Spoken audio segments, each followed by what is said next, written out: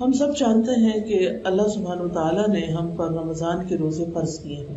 روزہ ایک فرض عبادت ہے جو کہ ہر سال ہم رمضان کے مہینے میں رکھتے ہیں، اور رمضان کے آنے سے پہلے اس کی تیاری کرتے ہیں، ذہنی طور پر، عملی طور پر اس کا انتظار کرتے ہیں، اس کا استقبال کرتے ہیں۔ جیسے کوئی بھی اہم کام ہماری زندگی میں ہوتا ہے تو ہم اس کی تیاری کرتے ہیں۔ کوئی شادی ہو، کسی مہمان نے آنا ہو، کوئی پروگرام ہو، تو ہم پہلے اس کی تیاری کرتے ہیں۔ اگر ہم تیاری نہ کریں تو پھر کیا ہوگا؟ سخت پریشانی ہوگی، افراتفری ہوگی، سکون سے آپ وہ کام کر نہیں سکیں گے۔ دو طرح کے مہمان ہوتے ہیں نا، ایک وہ مہمان ہوتے ہیں جو بتا کے آتے ہیں، تو آپ ان کے آنے سے پہلے خود بھی تیار ہو جاتے ہیں، گھر بھی صاف ستھرا کر لیتے ہیں، کھانا بھی تیار کر لیتے ہیں، اور پھر خوشی خوشی ان کو ویلکم کرتے ہیں۔ آپ کو ان کے آنے کا انتظار ہوتا ہے۔ لیکن کچھ مہمان ایسے ہوتے ہیں کہ جو اچانک آ جاتے ہیں، سرپرائز دیتے ہیں۔ وہ سمجھتے ہیں کہ ہم بڑی اچھی بات کر رہے ہیں، دوسرے کو خوش کریں گے، لیکن ان کے آنے پر کیا ہوتا ہے؟ جو اچانک آتے ہیں، آپ پتہ نہیں کس حلیے میں، ہو سکتا ہے کہ سلیپنگ سوٹ میں ہو، رات کے کپڑوں میں ہو سکتا ہے کہ ابھی گھر کی صفائی نہ شروع ہوئی ہو سکتا ہے کہ آپ کے یہاں کچھ کھانے کی چیز بھی نہ ہو، گروسری بھی نہ ہو، تو آپ کو ایسا مہمان پھر کیسے لگے گا؟ آپ اس کے آنے پر خوش نہیں ہوں گے، آپ اس کا حق ادا نہیں کر سکیں گے، آپ اس کا اکرام نہیں کر سکیں گے، اس کو عزت نہیں دے سکیں گے جو اس کو ملنی چاہیے۔ اس میں آپ کا قصور نہیں، قصور اس مہمان کا جو بغیر بتائے آیا ہے۔ رمضان تو بغیر بتائے نہیں آتا، وہ تو جب رمضان ختم ہوتا ہے جبھی سے دوبارہ کا وہ سفر شروع کر دیتا ہے، اور ہم سب کو اگلے سال کا انتظار لگ جاتا ہے۔ لیکن خاص طور پر جب شعبان کا مہینہ آتا ہے، اور شعبان کا مہینہ بھی جب آدھا گزر جاتا ہے، تو پھر رمضان بہت قریب محسوس ہوتا ہے۔ پھر ہمیں اس کی تیاری شروع کر دینی چاہیے، اور تیاری کرنے کے لیے سب سے اچھی بات یہ ہے کہ ہم قرآن مجید کی ان آیات کا مطالعہ کریں جو اللہ سبحانہ وتعالیٰ نے اس ضمن میں نازل فرمائی ہیں، اور وہ کیا ہیں؟ یا ایھا الذین آمنوا کتب علیکم الصیام کما کتب علی الذین من قبلکم لعلکم تتقون ایاما معدودات فمن کان منکم مریضا او علی سفر فعدۃ من ایام اخر وعلی الذین یطیقونہ فدیۃ طعام مسکین فمن تطوع خیرا فہو خیر لہ وان تصوموا خیر لکم ان کنتم تعلمون شہر رمضان الذی انزل فیہ القرآن ھدی للناس وبینات من الھدی والفرقان فمن شہد منکم الشہر فلیصم ومن کان مریضا او علی سفر فعدۃ من ایام اخر یرید اللہ بکم الیسر ولا یرید بکم العسر ولتکملوا العدۃ ولتکبروا اللہ علی ما ہداکم ولعلکم تشکرون۔ اے لوگو جو ایمان لائے ہو۔ کون ہے وہ لوگ؟ کون ایمان لائے ہیں؟ ہم ایمان لائے ہیں۔ یا ایھا الذین آمنوا، اے لوگو جو ایمان لائے ہو، تم پر روزہ رکھنا فرض کیا گیا جس طرح تم سے پہلے لوگوں پر فرض کیا گیا تھا۔ کیوں؟ تاکہ تم متقی بن جاؤ۔ گنتی کے چند دن ہیں، پھر جو کوئی تم میں سے بیمار ہو یا سفر پر ہو تو دوسرے دنوں سے تعداد پوری کر لے، اور جو لوگ اس کی طاقت نہ رکھتے ہوں وہ ایک مسکین کا کھانا فدیہ دے دیں، اور جو کوئی خوشی سے نیکی کرے تو وہ اس کے لیے بہتر ہے، اور یہ کہ تم روزہ رکھو تمہارے حق میں بہتر ہے اگر تم علم رکھتے ہو۔ رمضان وہ مہینہ ہے جس میں قرآن نازل کیا گیا، یہ ہدایت ہے لوگوں کے لیے، اور ہدایت اور حق و باطل میں فرق کرنے والے روشن دلائل ہیں۔ تو جو کوئی تم میں سے اس مہینے کو پائے اسے چاہیے کہ اس کے روزے رکھے، اور جو بیمار ہو یا سفر میں ہو تو دوسرے دنوں سے تعداد پوری کر لے۔ اللہ تمہارے ساتھ آسانی چاہتا ہے، وہ تمہارے ساتھ تنگی کا ارادہ نہیں کرتا، اور تاکہ تم تعداد پوری کرو، اور تاکہ تم اللہ کی بڑائی بیان کرو اس پر کہ اس نے تمہیں ہدایت بخشی، اور تاکہ تم شکر ادا کرو۔ اللہ سبحانہ وتعالیٰ خطاب فرما رہے ہیں ایمان والوں سے، یا ایھا الذین آمنوا، اے لوگو جو ایمان لائے ہو۔ جب کوئی آپ کا نام لے کے آپ کو بلاتا ہے تو آپ کیا کرتے ہیں؟ آپ کو جواب دینا چاہیے کہ نہیں دینا چاہیے؟ دینا چاہیے۔ اور اللہ سبحانہ وتعالیٰ آپ کو ایمان کے واسطے سے یا ایمان کے آپ کے تعلق سے آپ کو پکار رہے ہیں، یا ایھا الذین آمنوا، اے لوگو جو ایمان لا چکے ہو۔ تو اس سے دل میں ایک بات تازہ ہو جاتی ہے کہ الحمدللہ ہم بھی ایمان والے ہیں۔ اب اس ایمان کا تقاضا کیا ہے؟ اس ایمان کی وجہ سے کرنا کیا ہے؟ جو حکم اس آیت میں دیا جائے گا اس کو ہم نے ماننا ہے. اور وہ حکم کیا ہے؟ کتب علیکم الصیام، تم پہ روزے لکھ دیے گئے ہیں، فرض کر دیے گئے ہیں. یعنی یہ ایک ایسی عبادت ہے جو فرض کے درجے میں ہے، اور جو عبادت فرض ہوتی ہے اس کو ہر صورت پورا کرنا ہوتا ہے. اس پہ پھر اپنی مرضی نہیں ہوتی، اپنی چوائس نہیں ہوتی. یعنی ہر حال میں اس حکم کو پورا کرنا ہے. اللہ تعالیٰ نے ہمیں کس لیے پیدا کیا؟ اپنی عبادت کے لیے. تو سب کو پتا ہے نا کہ اس دنیا میں ہم اللہ کی عبادت کے لیے آئے ہیں. عبادت کیا ہوتی ہے عام معنوں میں؟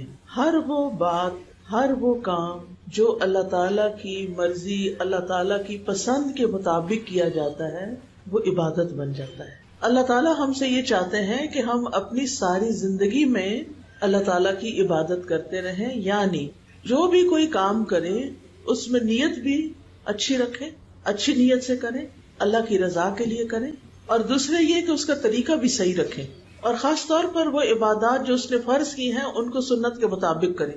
تو اس طرح یہ کام عبادت بن جاتا ہے. تو اللہ تعالیٰ نے ہمیں جو مختلف عبادات کرنے کو کہا ہے تو اس میں ہم دیکھتے ہیں کہ کچھ عبادتیں صرف مال سے تعلق رکھتی ہیں جیسے زکوٰۃ، عشر.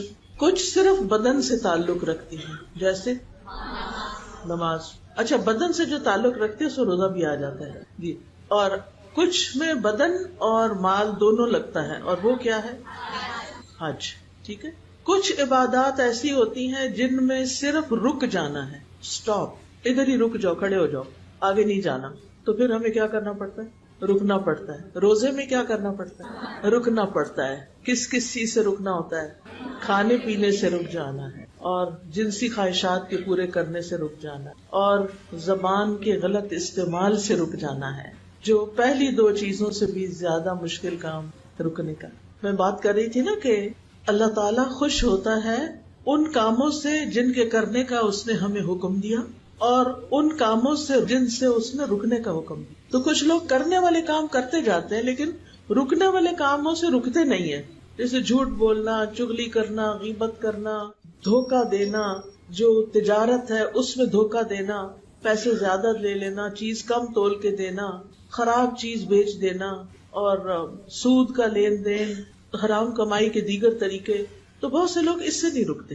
آج آپ دیکھیں کہ ہم ایک اسلامی ملک ہیں اور اسلام کے نام پر یہ ملک لیا گیا تھا، لیکن ہم خود ہی اسلام کا مذاق اڑا رہے ہیں. ہم اپنے آپ کو مسلمان کہتے ہیں لیکن جو کچھ ہماری کتاب کہتی ہے ہم اس کے مطابق کرتے نہیں ہیں، اور جن چیزوں سے ہماری کتاب ہمیں روکتی ہے وہ ہم اس سے رکتے نہیں ہیں. ہماری گھریلو زندگی ہو، ہماری معاشرتی زندگی ہو، تو پھر ہم کس چیز کے مسلمان ہیں؟ پھر تو ہم نے اللہ تعالیٰ کی مرضی کے مطابق زندگی نہ گزاری، ہماری عبادتوں میں خلل آ گیا. تو روزہ ان عبادتوں سے متعلق ہے جن میں انسان کو رک جانا ہوتا ہے، اور اس میں انسان کا ایک امتحان ہوتا ہے. کچھ لوگوں کے لیے مال خرچ کرنے کی بجائے جسمانی کام آسان ہوتا ہے، مال دینا انہیں مشکل ہوتا ہے. کچھ لوگ اس کے اپوزٹ ہوتے ہیں، انہیں جسمانی عمل مشکل لگتا ہے، کچھ کرنا مشکل لگتا ہے لیکن مال دینا آسان لگتا ہے. کچھ لوگوں کے لیے پسندیدہ چیز کو خرچ کرنا آسان ہوتا ہے لیکن پسندیدہ چیز سے رکنا مشکل ہوتا ہے. یعنی اگر ان سے کوئی کہنا کہ اپنی پسندیدہ چیز اللہ کے راستے میں دے دو، وہ کیا کریں گے؟ دے دیں گے، خوشی سے دے دیں گے. یہ ان کے لیے آسان ہے، کرنا آسان ہے. لیکن اگر ان سے کہا جائے کہ اپنی پسندیدہ کھانے کی ڈش سے رک جاؤ، مثلاً چاکلیٹ سے رک جاؤ، یا اور کوئی بھی چیز جس کی ہمیں ہر ایک کی اپنی پسند ہوتی ہے نا، تو وہ ان کے لیے مشکل. انہیں لوگوں کو کھلانا آسان لگتا ہے، خود ڈائٹنگ کرنا مشکل لگتا ہے. تو ہم میں سے ہر ایک کی کچھ کمزوریاں ہیں، کچھ اسٹرینتھس ہیں. کچھ لوگ اچھے کام کرتے ہیں اور کچھ لوگوں کے لیے اچھے کام کرنا مشکل ہوتا ہے. کچھ لوگوں کے لیے برائیوں سے بچنا آسان ہوتا ہے، کچھ کے لیے مشکل ہوتا ہے. تو اسی وجہ سے آپ دیکھیں کہ اللہ تعالیٰ نے صرف ایک طرح کی عبادتیں ہم پہ فرض نہیں کی، بلکہ مختلف طرح کی عبادات ہم پہ فرض کی ہیں. کہیں ہمارے نفس کا امتحان ہے، کہیں ہمارے کھانے پینے کا امتحان ہے، کہیں ہمارے پہننے اوڑھنے کا امتحان ہے، جیسے مسلمان عورت کے لیے حجاب کا حکم ہے.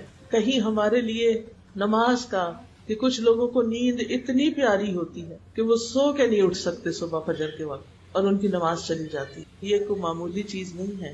اکثر گھروں میں دیکھا گیا کوئی ایک نماز پڑھتا، کوئی دو پڑھتا ہے، سارے نہیں پڑھتے. اس کی بڑی نحوست ہوتی، اور ہر گناہ جو ہے نا وہ ایک مصیبت لاتا ہے. یہ یاد رکھیں، زندگی میں پریشانیاں لائے گا. اس کے برعکس اللہ تعالیٰ فرماتے ہیں للذین احسنوا فی ہذہ الدنیا حسنہ، جو لوگ اچھا کریں گے، نیکی کے کام کریں گے، انہیں اس دنیا میں بھی اچھائی ملے گی، یہاں بھی ان کے لیے بھلائی ہوگی. لہذا ہم سب اللہ سبحانہ وتعالیٰ کی طرف سے آزمائے جا رہے ہیں، اور عبادات امتحان کا ایک ذریعہ ہے کہ کون کرتا کیا ہے. اللہ تعالیٰ فرماتے ہیں الذی خلق الموت والحیات لیبلوکم ایکم احسن عملا، اس نے زندگی اور موت کو اس لیے بنایا تاکہ تمہیں آزما کے دیکھے تمہیں اچھے کام کون کرتا ہے. اور اچھا کام کون سا اچھا ہوگا؟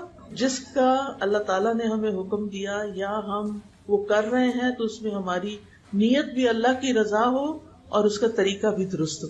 اگر طریقہ ٹھیک نہیں تو وہ آسان عمل نہیں ہو سکتا. مثلاً آپ روزے رکھ رہے ہیں لیکن روزوں کے احکام آپ کو معلوم نہیں کہ کس چیز سے روزہ ٹوٹتا ہے، کس سے مکروہ ہوتا ہے، کب روزہ کھول سکتے ہیں، کب رکھنا ہے، کیا کرنا ہے کیا نہیں، یہ احکامات نہیں پتا اور غلطیاں کر رہے ہیں تو وہ عبادت پوری نہیں ہوگی، اس میں نقص رہ جائے گا. تو روزہ کیا ہے؟ دراصل روزہ کا لفظ عربی زبان میں سیام اس کے لیے آتا ہے. سیام یا ایھا الذین آمنوا کتب علیکم الصیام، اور سیام کا مطلب ہوتا ہے رک جانا، یعنی طلوع فجر سے لے کر غروب شمس تک روزہ توڑنے والی چیزوں کو چھوڑ کر اللہ کی اطاعت بجا لانے کا نام روزہ ہے. روزہ ایک فرض عبادت ہے. رسول اللہ صلی اللہ علیہ وسلم نے فرمایا کہ یہ ایسا فرض ہے جو آخرت میں کفایت کرنے والا ہے، یہ بڑا فائدہ دینے والا ہے. یہ اسلام کی بنیادی تعلیمات میں سے ہے. اور اس آیت میں یہ بتایا گیا کہ تم پر روزے فرض کیے گئے جیسے پچھلی امتوں پہ فرض کیے گئے تھے. تو اس سے کیا پتہ چلتا ہے کہ روزہ صرف ہم مسلمانوں کے لیے نہیں بلکہ پچھلی امتیں جیسے یہودی ہیں، عیسائی ہیں اور قومیں ہیں، ان کے ہاں بھی روزہ پایا جاتا تھا، انہیں بھی روزہ رکھنا ہوتا تھا. لیکن یہ ضروری نہیں کہ مدت کے لحاظ سے یا وقت کے لحاظ سے وہ ہماری ہی طرح ہو، اس میں فرق ہو سکتا ہے. ہمارے لیے رمضان کے مہینے میں روزے رکھنا فرض ہے. اگر ہم شوال میں رکھیں اور رمضان میں نہ رکھیں تو ہماری عبادت نہیں پوری ہوتی. عبادت تو اللہ کی اطاعت کا نام ہے. اللہ سبحانہ وتعالیٰ کی آپ فرما برداری کرتے ہیں اور آپ رکتے ہیں. لہٰذا اگر آپ نے اپنی مرضی چلانی ہے یا اپنی عقل استعمال کرنی ہے، مثلاً عقل کیسے استعمال کرنی ہے کہ آپ کہیں کہ گرمیوں کے روزے بڑے لمبے ہوتے ہیں تو میں گرمیوں کی بجائے سردیوں کا 1 مہینہ رکھ لوں گی، ایسا نہیں کر سکتے. ہاں اگر قضا ہو گئے ہیں آپ کے کسی وجہ سے، بیماری کی وجہ سے، بچے کی پیدائش کی وجہ سے، تو وہ قضا آپ گرمیوں کے روزوں کی سردیوں میں رکھ سکتے ہیں. وہ ایک ایکسیپشنل کیس ہے لیکن عام طور پر نہیں. روزہ اسلام کی مضبوط رسی ہے. براء ابن عازب کہتے ہیں ایک مرتبہ ہم لوگ نبی صلی اللہ علیہ وسلم کے پاس بیٹھے ہوئے تھے. آپ پوچھنے لگے اسلام کی کون سی رسی سب سے زیادہ مضبوط ہے؟ صحابہ نے عرض کیا نماز. آپ نے فرمایا بہت اچھا جواب ہے. اس کے بعد کون سی؟ لوگوں نے کہا زکوٰۃ. فرمایا بہت خوب. اس کے بعد کون سی؟ لوگوں نے عرض کیا رمضان کے مہینے کے روزے. آپ نے فرمایا بہت خوب. یعنی ایسے ہی ترتیب بنتی ہے. اور یہ اسلام کا 1/3 ہے، نماز، روزہ اور زکوٰۃ. حدیث میں آتا ہے کہ روزے جیسا کوئی عمل نہیں، یعنی روزے سے آپ کو جو حاصل ہوتا ہے اس کا کوئی آلٹرنیٹ نہیں کہ آپ یہ کہیں کہ اچھا میں روزہ نہیں رکھنا چاہتا، میں کچھ اور کر لوں. نہیں، اگر آپ ایک صحت مند انسان ہیں تو آپ کو رکھنا ہی ہوگا. پھر اسی طرح حدیث میں آتا ہے کہ روزہ ڈھال ہے اور مومن کے قلعوں میں سے ایک قلعہ ہے. ڈھال کا کیا مطلب ہے؟ جو آگ سے بچانے والا ہے. اور قلعے کا کیا مطلب ہے؟ کہ شیطان سے آپ کی پروٹیکشن ہو جاتی ہے.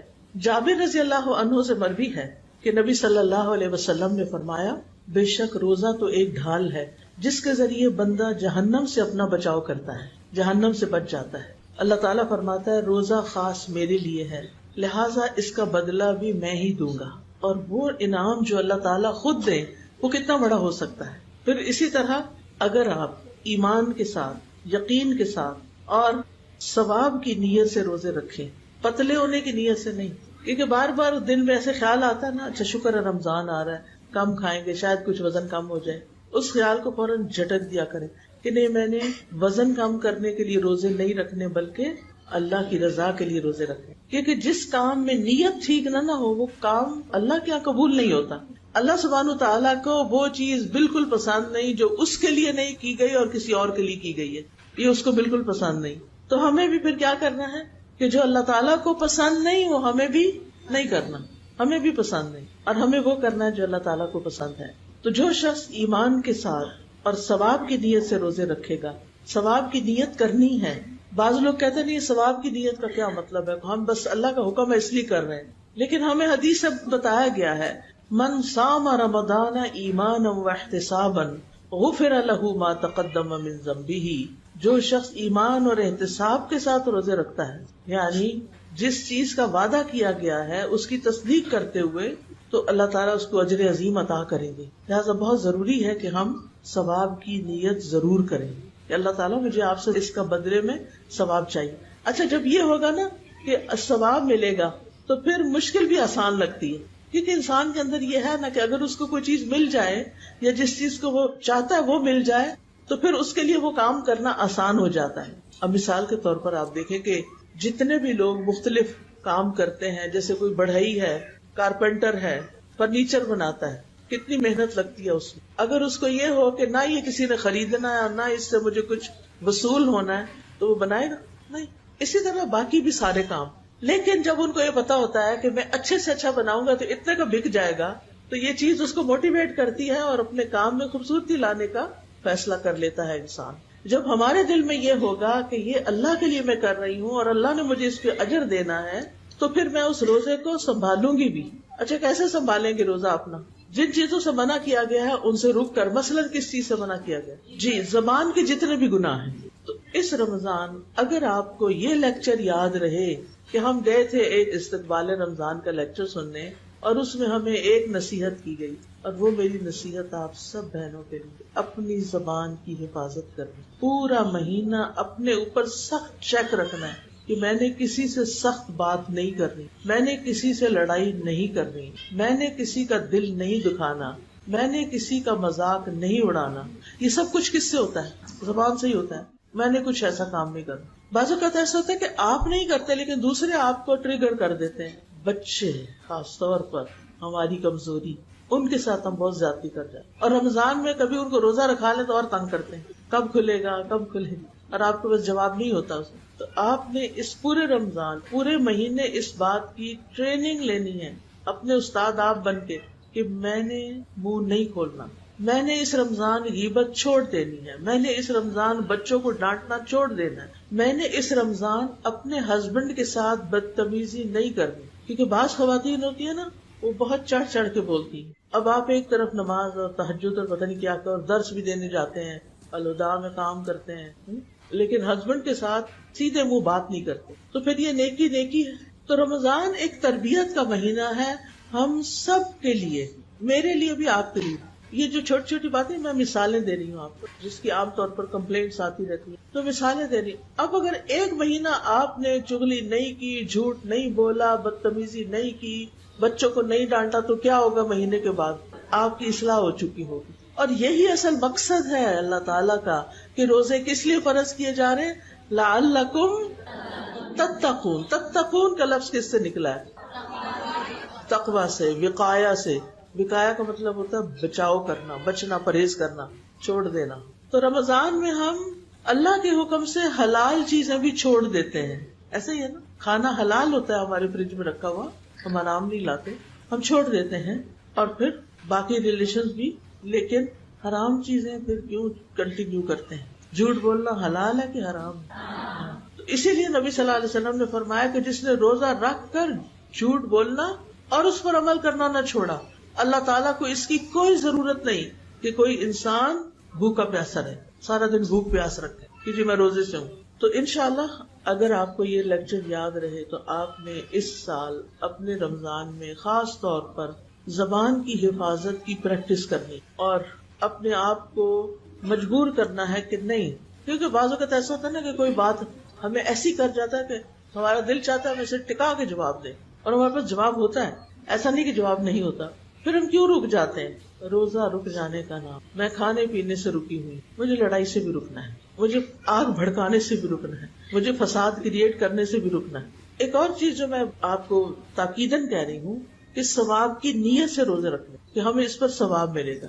کیونکہ روزے کا اجر اللہ کی ذمہ ہے، اور اللہ سبحانہ تعالیٰ کتنا دے گا بندے کو. دنیا میں بھی جن کے دل بڑے ہوتے ہیں، آپ نے دیکھا ہوگا کہ جب وہ آپ کو کچھ دیتے ہیں تو کتنا دیتے ہیں؟ دل کھول کے دیتے ہیں. اللہ تو سب بادشاہوں کا بادشاہ ہے، سب بادشاہوں کا بادشاہ ہے. وہ جب کسی کو کچھ دے گا تو کتنا دے گا، ان گنت، اور اتنا خوبصورت کہ آپ سوچ ہی نہیں سکتے، اور وہ آپ کے دل کو بھی اچھا لگے گا. اچھا دنیا میں ایک کم از کم میرے ساتھ ہوتا ہے، جب میں کوئی بہت خوبصورت، بہت قیمتی، بہت ایسی چیز دیکھتی ہوں تو مجھے گھبراہٹ ہوتی ہے. کیوں گھبراہٹ ہوتی ہے؟ کہ اتنی مہنگی، اتنی زیب و زینت والی، میرے خیال ہے میں نہ استعمال کروں، میرے مزاج کے خلاف. یہ دنیا میں ہم ایسے لوگ ہیں کہ جن چیزوں پہ بعض اوقات خوش ہوتے ہیں لوگ، ہم اس پہ بھی خوش نہیں ہو سکتے. اس کے پیچھے بھی وجوہات ہوتی ہیں. انسان سوچتا ہے کہ یہ دنیا کی اٹریکشن اگر میں اس میں پڑ گئی تو پھر اس کی کوئی حد لمٹ نہیں ہے، پھر انسان اسی راستے پہ آگے اور سے اور آگے چل پڑتا ہے. لیکن جب آپ بڑے سے بڑا بھی گھر بنا لیتے ہیں اور بڑے سے بڑی چیزیں اکٹھی کر لیتے ہیں اور سارا دن انہی کی خاطر میں لگے رہتے ہیں، اور اگر آپ سے کہا جائے آئیں دورہ قرآن میں چلے تو آپ کہتے ہیں وقت نہیں ہے، وہی گھر کے کام بہت ہے. ٹھیک ہے، میں مانتی ہوں گھر کے کام بہت ہے، گھر کے کچھ کام تو ضروری ہے، کرنے ہی چاہیے، لیکن ہم نے گھروں میں کچھ غیر ضروری کام بھی ڈال رکھے ہیں جس کی وجہ سے ہمارا ایک بڑا وقت ان میں چلا جاتا ہے. آپ گھر میں جتنے زیادہ ڈیکوریشن پیس رکھیں گے اتنا زیادہ آپ کو صفائی کے لیے ٹائم چاہیے ہوگا، اتنی زیادہ آپ کو ان کی کیئر کرنی ہوگی. ایک چیز ہے تو ایک کی حفاظت کرنی پڑے گی، دو ہے تو دو کی کرنی پڑے گی، تین ہے تو تین. کام بڑھ گیا نا، کم ہوگا تو کم. آج میری کسی سے بات ہو رہی تھی تو وہ ایک ملک سے دوسرے ملک شفٹ ہوئی، امریکہ میں جا کے رہنا شروع کیا انہوں نے. تو میں ان سے پوچھ رہی تھی کہ آپ کی زندگی کیسے گزر رہی ہے اور مصروفیات کیسی، آپ نے گھر کا کچھ سامان لے لیا کہ نہیں لیا، کیسے سب کچھ. تو کہنے لگی کہ آج میں ایک سیل پر گئی تھی تو بہت طبیعت میری خراب رہی، سارا دن میں بے چین رہی ہوں. میں نے کہا کیوں، کیا ہوا؟ پتا چلا کہ وہاں پر اسٹیٹ سیلز ہوتی ہیں. اسٹیٹ سیل یہ ہوتی ہے کہ جب کوئی ایسا شخص فوت ہو جاتا ہے جس کے کوئی انہیریٹرز نہیں ہوتے، یعنی مثلاً اس کے بچے نہیں ہیں یا کوئی ریلیٹو نہیں ہے کہ جو اس کا سامان لے لے. ہمارے یہاں تو یہ ہوتا ہے نا کہ باپ فوت ہوتا ہے تو چیزیں بچوں میں تقسیم ہو جاتی ہیں، اور اگر صحیح نہ تو لڑائیاں بھی ہوتی ہیں. یا تو یہ حالات ہے. وہاں کیا حالات ہے؟ وہاں لوگ عام طور پر بچے پیدا کرنا پسند نہیں کرتے. وہ کہتے ہیں ہماری عیش و عشرت میں خلل آتا ہے. ہم نے زندگی میں جو اپنے گولز اور ایمز بنائے ہوئے تو ہمیں بچے نہیں چاہیے. چائلڈ فری لائف، آزاد، ہم عیاشیاں کریں، حتیٰ کہ شادی بھی نہیں کرنا چاہتے. آپ کو پتا نہیں یہ سنا ہو، وہ کہتے ہیں ہمیں مفت میں لڑکیاں مل جاتی ہیں، ہمیں کیا ضرورت ہے کہ ویڈ لاک کہتے ہیں شادی کو، کہتے ہیں ویڈ لاک، کہ آپ کے اوپر پہ لاک لگ گیا کہ آپ بس ایک عورت کے ساتھ زندگی بسر کریں. کرسچینٹی میں ویسے بھی ہے نا کہ ایک ہی شادی کر سکتے ہیں اور پھر طلاق بھی نہیں ہے اور وہ مسائل الگ ہیں. تو انہوں نے کیا ڈیسائیڈ کیا، شادی نہ کرو اور پھر کیا کرو، ویسے ہی کسی کے ساتھ رہتے رہو. اب بہت سے مسلمان بچے بھی ایسے ہیں کہ جن کے ماں باپ کوئی 30 سال 40 سال پہلے یہاں سے گئے اور اب ان کے جوان بچے ہیں، اب وہ بھی اس طرح کی لائف سٹائل پسند کرنے لگ گئے ہیں، دیکھا دیکھی اپنے دوستوں کو ادھر ادھر. اب وہ کیا کرتے ہیں، اپنا اپارٹمنٹ لے لیتے ہیں، اکیلے رہتے ہیں. اب ظاہر ہے کہ انسان ہے، اب ایک جوان مرد ہو، بہت سا کماتا بھی ہو، سب کچھ ہو اس کے پاس، تو آپ کا کیا خیال ہے کہ وہ کوئی راہب کی زندگی بسر کرے گا؟ شادی اس نے نہیں کی، کوئی راہب بن کے رہے گا، مونک بن کے رہے گا؟ نہیں، وہ حرام رستے اختیار کرے گا. اور لوگ کرتے ہیں. اب شادی کی ضرورت نہیں کیونکہ حرام کھلا ہے، آزادی ہے، جس کو چاہو اپنا پارٹنر بنا لو اور جتنے دن چاہو رہو، جب دل بھر جائے تو چھٹی نکالو اس کو یا خود نکل جاؤ، موو آؤٹ، اس لائف سے موو آؤٹ. ہمارے یہاں کیا ہے، ایک دفعہ شادی ہو گئی تو پھر بچے ہیں تو اب اچھا دن ہے یا برے دن ہے، صبر کرو رہو، اللہ اجر دے گا، ٹھیک ہو جائے گا معاملہ. زندگی بہت آئیڈیل نہیں تب بھی ٹھیک ہے.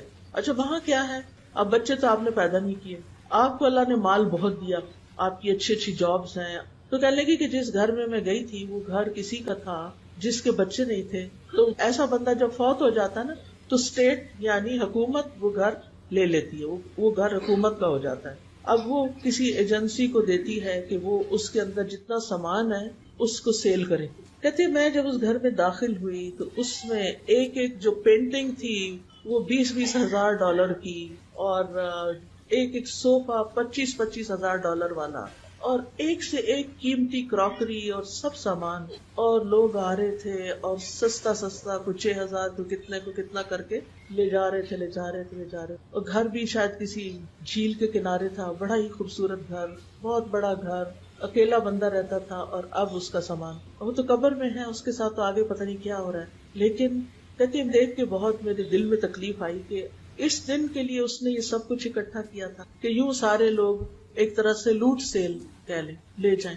میں نے کہا لینے والے بھی نہیں سوچ رہے, ان میں بھی کئی ایسے ہوں گے کہ جو بڑی خوشی سے لے جا رہے ہوں گے اور پھر آخر میں پھر یہی حال ہو, کیونکہ یہ اب ٹرینڈ چل پڑا ہے اور زیادہ ہو گیا ہے, موومنٹ ہے باقاعدہ.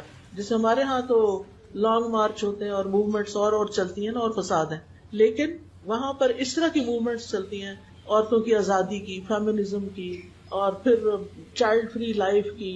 اور آج کل آپ کو پتا ہے کہ کئی اور مسائل کھڑے ہو گئے کہ عورت سمجھتی نہیں میں عورت نہیں, میں تو مرد ہوں, لہٰذا وہ اپنا آپریشن کروا کے مردوں جیسا بننے کی کوشش, ہارمون کھا کے منہ پہ بال اگواتے ہیں, اور پھر چلو مرد عورت عورت مرد بن رہے ہیں, یہ الگ مصیبت. لیکن اب ایک اور چیز یہ بھی شروع ہو گئی کہ کچھ لوگ کہتے ہیں کہ میں بلی ہوں, کوئی کہتا ہے میں کوا ہوں. یہ میں من گھڑت کہانی نہیں بتا رہی, یہ فرسٹ ہینڈ انفارمیشن ہے کہ انسان بھی نہیں ہے. وہ کیوں؟ فریڈم ہے, آزادی ہے, ہم جو مرضی بننا چاہیں. ہمارے اندر جو خیالات ہیں, اور یہ خیالات کون ڈالتا ہے اندر؟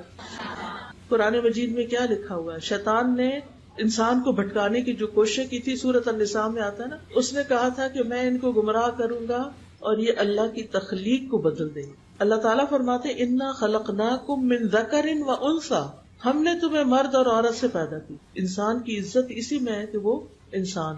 اب اگر ایک عورت کو اللہ نے عورت پیدا کیا اور وہ کہتی میں عورت نہیں ہوں, میں مرد ہوں, یا مرد کہتا نہیں میں عورت ہوں, وہ عورتوں والی آواز نکالتا ہے, وہ عورتوں والے یعنی کپڑے پہنتا ہے, وہ عورتوں والے سارے کام شروع ہو جاتا ہے کرنا, تو یہ ایک جھوٹ بھی ہے نا. اللہ نے آپ کو کیا بنایا, آپ کچھ اور کہہ رہے ہیں, آپ ہیں کچھ ہے کچھ اور ہے.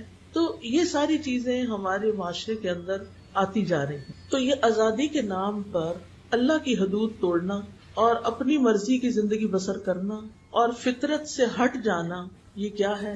یہ اللہ تعالیٰ کو پسند نہیں. ہم سب اپنی اپنی جگہ اللہ سے دعا کریں کہ اللہ تعالیٰ ہماری زندگی میں جو بھی ایسی کوئی سوچ ہے جو سیدھے رستے سے ہٹی ہوئی ہے, مغضوب علیہم والضالین والی سوچ ہے, اللہ تعالیٰ میری اس سوچ کو بدل دے. شیطان کے جو وسوسے میرے دل میں آتے ہیں, اللہ مجھے ان سے نجات دے, کیونکہ وہ سب سے بڑا دشمن ہے. رمضان میں شیطان نے قید ہو جانا ہے. آپ کو 1 مہینے کے لیے چھٹی ملنے والی شیطان سے, اس میں آپ اپنے آپ کو رینیو کر سکتے ہیں, اپنا ایمان بڑھا کے, اپنی غلطیوں اپنے گناہوں کی توبہ کر کے, اپنی بری عادتوں کو چھوڑ کے, وہ چیزیں زندگی میں جو آپ کو نقصان دیتی ہیں دنیا کے لحاظ سے, دین کے لحاظ سے, ان سب چیزوں کو آپ نے کیا کرنا ہے, اپنی زندگی سے نکالنا. لعلکم تتقون, تاکہ تم بچ جاؤ. کس سے؟ اللہ کی نافرمانی سے. کس سے؟ عذاب سے. روزہ آ رہا ہے تمہیں بچانے کے لیے. دوسرے لفظوں میں آپ یہ کہہ سکتے ہیں رمضان آ رہا ہے تبدیلی لانے کے لیے. آپ کے اندر ایک چینج آنا چاہیے. آپ کو اپنا ایک ٹارگٹ سیٹ کرنا چاہیے کہ آپ رمضان سے پہلے جو کچھ ہے وہ رمضان کے بعد نہیں ہوں گے. آپ انشاءاللہ ایک نئے انسان بنیں گے اور اپنی بری عادتیں چھوڑنے پر صبر کریں گے. اس صبر پر بھی اجر کا نیت رکھنی ہے آپ نے. کیسے؟ انما یوفی الصابرون اجرہم بغیر حساب, کہ صبر کرنے والوں کو ان کا اجر بے حساب ملے گا. بے حساب یعنی جس کا وہ سوچ ہی نہیں سکتے, اتنا کچھ مل جائے گا ان کو. اور دینے والا کون ہے؟ اللہ تعالیٰ. کیا اللہ تعالیٰ اپنا وعدہ پورا نہیں کرے گا؟ ضرور کرے گا. تو اس لیے آپ نے خوشی خوشی روزے رکھنے ہیں, خوشی خوشی گناہ چھوڑنے ہیں, خوشی خوشی بری عادتیں چھوڑنی ہیں, اجر کی نیت رکھنی ہے, ثواب کی نیت رکھنی ہے, اللہ کے قرب کی نیت رکھنی ہے, اللہ تعالیٰ سے اپنے دل کی باتیں کرنی ہے. یہ جو دنیا کی چیزیں نا, یہ اللہ اور ہمارے بیچ میں رکاوٹ پیدا کر دیتی ہیں. یہ ہمارا امتحان ہے. جب سارا دن کھانا پینا کوئی نہیں تو کتنی بڑی مصروفیت کم ہو گئی نا. سارا دن آپ کچن کی نہیں ضرورت, شام افطار سے پہلے آپ جا کے کچھ پکا لیں, کچھ تیار کر لیں تو تھوڑا ٹائم لگتا ہے. ابھی تو کیا ہوتا ہے, ہر تھوڑی دیر کے بعد آپ نہیں تو کوئی بچہ گھس جاتا ہے کچن میں, ایک آ رہا ہے ایک جا رہا ہے, سارا دن کچھ نہ کچھ لگا رہتا ہے. تو آپ کو وقت ملنے والا ہے. پھر آپ دیکھیں دن کو تو آپ روزہ رکھتے ہیں, رات کو آپ کیا کرتے ہیں؟ قیام, تراویح میں, یا پھر تہجد کے وقت, یا درمیانے حصے میں رات کے, جب آپ کا دل چاہے. ٹارگٹ یہ سیٹ کریں کہ روز کا کم از کم 1 سپارہ تراویح میں ضرور ہو جائے. یعنی آپ رات کے کسی حصے میں بھی یہ قیام کر سکتے ہیں. عام طور پہ تراویح اس لیے کہ تاکہ پھر رات کا باقی حصہ سو کے آرام سے صبح دوبارہ روزہ رکھ سکے, دن کو کام کر سکے, تو سہولت کے لیے. ورنہ یہ فرض نہیں ہے کہ عشاء کی نماز کے ساتھ ضرور پڑھی جائے. اگر آپ پڑھ سکتے ہیں تو بہت ہی اچھا، اگر نہیں پڑھ سکتے تو آپ سو کے دوبارہ اٹھے. لیکن اگر آپ کو ڈر ہے کہ میں اٹھ ہی نہیں سکوں گی تو بہتر ہے سب کے ساتھ پڑھ کے. سب کے ساتھ پڑھنا آسان ہوتا ہے جب انسان دیکھتا ہے اچھا یہ بھی اتنے اچھے پڑھ رہے، یہ بھی پڑھے، میں کیوں بیٹھ گئی ہوں، میں کیوں سو رہی ہوں، میں کیوں آرام کر رہی ہوں. اجتماعیت میں بڑی برکت ہے. اکیلے روزہ رکھنا رمضان کے بعد کتنا مشکل ہوتا ہے، لیکن رمضان میں سارے رکھ رہے ہوتے ہیں تو سب کے ساتھ آسان ہوتا ہے. اکیلے رات کو تہجد اٹھ کے پڑھنا مشکل ہوتا ہے، لیکن جب ساری تراویح پڑھ رہے ہوتے ہیں تو عادت پڑ جاتی ہے، آسانی ہو جاتی. تو آپ دیکھیے کہ رمضان میں نا روزہ جو ہے نا یہ آپ کے اور آپ کے رب کے بیچ میں ایک راز بھی ہے. راز بھی ہے. کسی کو نہیں پتا کہ آپ نے روزہ رکھا ہوا ہے یا نہیں رکھا ہوا. ویسے سب کہیں گے ہاں آپ روزے سے ہیں، لیکن اگر آپ نے نہیں رکھا تو کسی کو بھی نہیں پتا. آپ چھپ کے کچھ کھا لیتے ہیں، کسی کو نہیں پتا. لوگوں کی نظر میں آپ روزہ دار ہیں لیکن اصل میں آپ نہیں ہیں. تو یہ کیا ہے روزہ؟ روزہ آپ کے اور رب کے بیچ میں ایک راز ہے. آپ صرف اللہ کے لیے روزہ رکھتے ہیں. الصوم لی، اللہ تعالیٰ فرماتے ہیں روزہ میرے لیے ہے. بندے کی یہ عبادت صرف میرے لیے ہے، میں ہی جانتا ہوں کہ وہ روزے سے ہے یا نہیں. لہٰذا آپ نے دن کا کوئی نہ کوئی وقت یا رات کا کوئی نہ کوئی وقت ایسا ضرور نکالیں کہ آپ کسی گوشے میں جا کے بیٹھ جائیں، کسی اکیلی جگہ پہ گھر میں. مجھے معلوم ہے بچے ہوتے ہیں، ہسبینڈ ہے، جوائنٹ فیملی سسٹم ہے، بہت سے مسائل ہیں، لیکن پھر بھی کوئی نہ کوئی جگہ آپ کو گوشہ مل جائے. الحمدللہ موسم اچھا ہے، نہ زیادہ سردی ہے نہ زیادہ گرمی ہے. آپ گھر سے باہر نکل کے برآمدے میں بیٹھ سکتے ہیں، سین میں بیٹھ سکتے ہیں. اگر اللہ نے آپ کو لان دیا تو لان میں جا کے بیٹھ سکتے ہیں. یعنی کوئی نہ کوئی گوشہ تلاش کریں، اس میں آپ اللہ سے باتیں کریں، اس میں آپ اپنے لیے دعائیں کریں. آپ کو پتہ روزہ دار کی دعائیں قبول ہوتی. آپ دعائیں کریں، آپ چپ کے اپنے رب کو پکاریں، آپ رو کے پکاریں، آپ آہوزاری کر کے پکاریں. آپ نے اللہ سے قریب ہونے کا ٹارگٹ رکھنا. ایک ہوتا ہے ہم نے کتاب کھول لیتے ہیں اور ہم پڑھے جاتے ہیں، دعائیں پڑھے جاتے ہیں. کوئی بیچ میں آگے اس سے بات بھی کر لی، پھر شروع ہو گئے، پھر ادھر ادھر باتوں کا کچھ اس کو کہا ادھر آؤ تم فلاں یہ کر دو یہ کرو، اور ساتھ دعائیں مانگی. یہ کیا دعائیں مانگنا ہے؟ چلو نہ ہونے سے بہتر ہے، شاید یہی فائدہ دے جائیں. لیکن اور کیا کرنا ہے آپ نے اپنی زبان میں اپنے دل. آپ کو پتا ہے کہ میں جب دلی دعا مانگتی ہوں میں پنجابی میں مانگتی ہوں، کیونکہ وہ ایسا لگتا ہے کہ جیسے وہ مادری زبان ہے، مدر ٹنگ ہے، تو یوں لگتا ہے کہ جیسے نا وہ ایک جیسے کوئی سچا تعلق قائم ہو گیا نا. ماں کے ساتھ سب سے زیادہ سچا تعلق ہوتا ہے. تو ماں والی زبان جو ہوتی ہے یا ماں سے جو بات ہوتی ہے وہ بہت اور طرح ہوتی ہے. اوروں سے ہم اور طرح بات کرتے ہیں، ماں سے اور طرح کرتے ہیں. اللہ سبحانہ و تعالیٰ تو ساری ماؤں سے بھی زیادہ محبت کرنے والا ہے. تو آپ کے پاس دعاؤں کے کارڈ بھی ہوں، کتابیں بھی ہوں، ایپس بھی ہوں، سب کچھ ہو، لیکن آپ نے اندر آپ کو پتہ کیا فیل ہوگا. میں جب اس طرح بیٹھتی ہوں نا، میں جب ایسی دعا کرنے تو مجھے اپنے ذہن پہ آگے کئی چیزیں خیالات آ رہے ہوتے ہیں، ہٹانا پڑتا ہٹانا تھوڑا ٹائم لگتا ہے اندر جانے میں، ڈیپ جانے میں. یہ ایسے ہی نہیں آ جائے گا ہاں چلو چلتے پھرتے اللہ سے باتیں کر سکتے ہیں، لیکن آپ تصور میں بیٹھ استغفار کر اور پھر اللہ سے مانگے اللہ مجھے اپنا قرب دے دے، اپنی محبت دے دے، ایمان دے دے، توکل دے دے، امید دے دے، اپنا خوف دے دے، جہنم سے بچا لے، جنت میں داخل کر، اپنا دیدار عطا کر، اپنی پسند کے کام کرنے کی توفیق دے. اللہ مجھے ہر اس کام سے دور کر دے جو آپ کو پسند نہیں، اور ہر اس کام کو کرنے کی توفیق دے جو آپ کو پسند ہے. اللہ میری مشکلات آسان کر دے.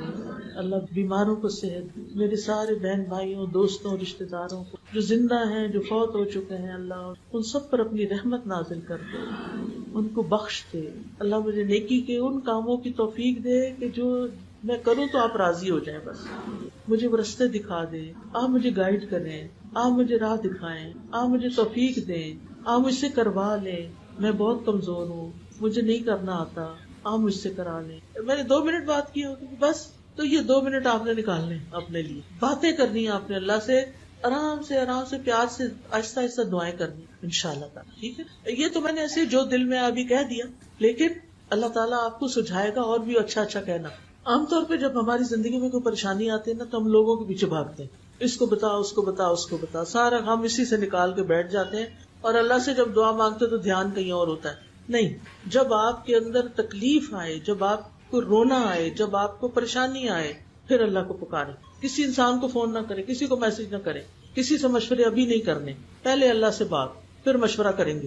پھر آپ دیکھیے کہ روزہ کبھی کبھی لگنے بھی لگتا ہے نا، تو آپ سوچیں کہ قبر میں جب اکیلے ہوں گے تو روزہ پروٹیکٹ بھی کرے گا، یہ میں اس دن کے لیے رکھ رہی ہوں، میں اس دن کا سامان تیار کر رہی ہوں، قیامت کے دن بھی سفارش کرے گا، جنت میں لے جانے والا کام.